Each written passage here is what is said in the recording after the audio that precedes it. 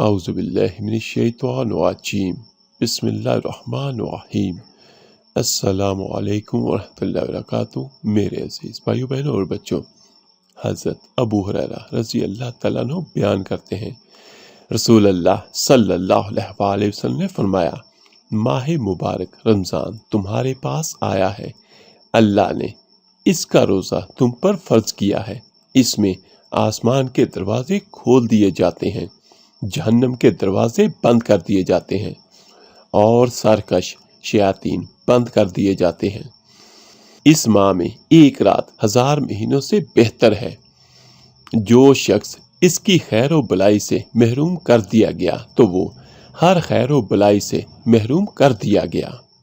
حضرت عبداللہ بن عمر رضی اللہ تعالیٰ عنہ سے روایت ہے کہ رسول اللہ صلی اللہ علیہ وسلم نے فرمایا، روزہ اور قرآن بندے کے لیے سفارش کریں گے۔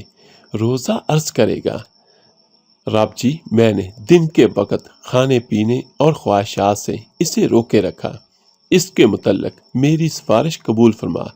اور قرآن عرض کرے گا، میں نے اسے رات کے وقت سونے سے روکے رکھا، اس کے متعلق میری سفارش قبول فرما۔ ان دونوں کی سفارش قبول کی جائے گی۔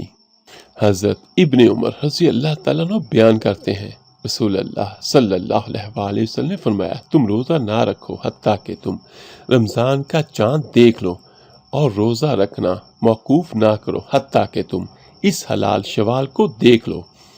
اگر مطلع ابر آلود ہو تو اس کے لیے 30 دن کا اندازہ کر لو۔ اور ایک روایت میں ہے فرمایا، ماہ 29 دن کا بھی ہوتا ہے، تم روزہ نہ رکھو حتیٰ کہ تم اس حلال رمضان کو دیکھ لو۔ اگر مطلع ابر آلود ہو تو پھر 30 کی گنتی مکمل کر لو۔ اور آخر میں دعا ہے اللہ پاک آپ کو اور مجھے ہم سب کو ماہ مبارک کی برکتیں نصیب فرمائے، آمین ثم آمین۔ اللہ پاک آپ سب کا حامی و ناصر ہو۔ اللہ حافظ۔